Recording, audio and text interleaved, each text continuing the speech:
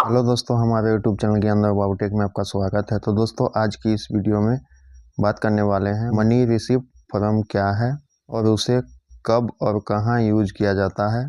चलिए आज की इस वीडियो में जानते हैं। मनी मतलब धन, रिसिप्ट मतलब प्राप्ति। ठीक है, धन प्राप्ति एक लिखित दस्तावेज है जो किसी व्यक्ति या संस्था द्वारा किसी व्यक्ति या संस्था से प्राप्त की गई राशि का प्रमाण देता है। इसमें भुगतान करने की तिथि, राशि भुगतान करने वाले का नाम, भुगतान प्राप्त करने वाले का नाम, भुगतान का माध्यम जैसे कैश, चेक, ऑनलाइन ट्रांसफर और हस्ताक्षर या स्टाम्प शामिल होते हैं। ये व्यापारिक लेन देन और व्यक्तिगत लेन देन में एक महत्वपूर्ण दस्तावेज होता है जो भविष्य में किसी भी विवाद या हिसाब किताब के लिए उपयोगी होता है। ठीक है, इतना दूर आप लोग को समझ में आ गया होगा।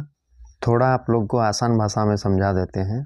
जैसे आप अगर किसी भी चीज़ को अगर बेचते हैं तो इस मनी रिसिप्ट फॉर्म में बेचने वाले का नाम, खरीदने वाले का नाम, बेचने वाले का एड्रेस, खरीदने वाले का एड्रेस, ठीक है, खरीदने वाला जिस माध्यम से आपको पेमेंट करेगा, कैश के माध्यम से या चेक के माध्यम से या मनी ट्रांसफ़र के माध्यम से, वो भी लिखा हुआ रहेगा। टोटल कितना अमाउंट में आप बेचिएगा वो अमाउंट भी यहाँ पे लिखा हुआ रहेगा। आपको अगर पार्टी एडवांस दे रहा है तो एडवांस कितना दे रहा है वो भी लिखा हुआ रहेगा, कितना बकाया रहेगा वो भी रहेगा यहाँ पे।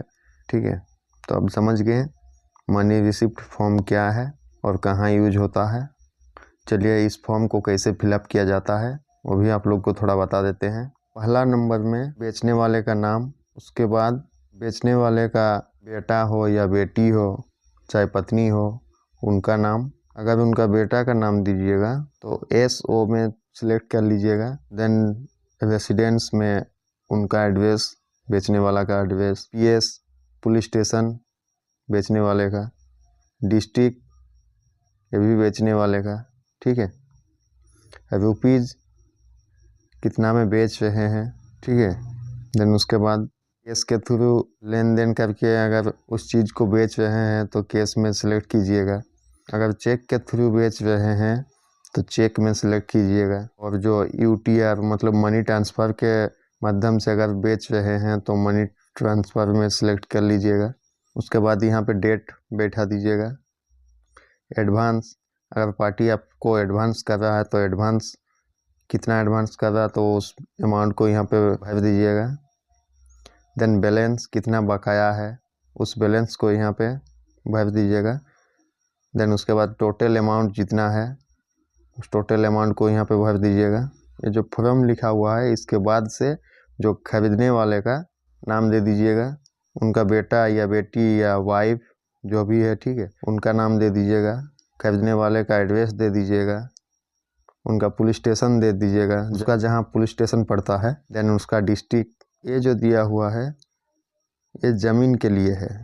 ठीक है, अगर ज़मीन अगर बेच रहे हैं तो सेम वैसे ही यहाँ पे फिलअप कर लीजिएगा। देन विटनेस में खरीदने वाले का दोस्त यारी का नाम दे दीजिएगा। देन उसके बाद उस दोस्त का एड्रेस भी यहाँ पे फिलअप कर लीजिएगा। देन उस दोस्त का सिग्नेचर भी यहाँ पे मार दीजिएगा। ठीक है, एक बेचने वाले का विटनेस चाहिए, एक खरीदने वाले का विटनेस चाहिए। ठीक है, दोस्त हो चाहे जो भी हो। और यहाँ पे एक रेवेन्यू स्टाम्प मिलता है। फॉर्म को लेते टाइम इस स्टाम्प को भी मांग लीजिएगा। और ये फॉर्म आपको बुक सेंटर में मिल जाएगा।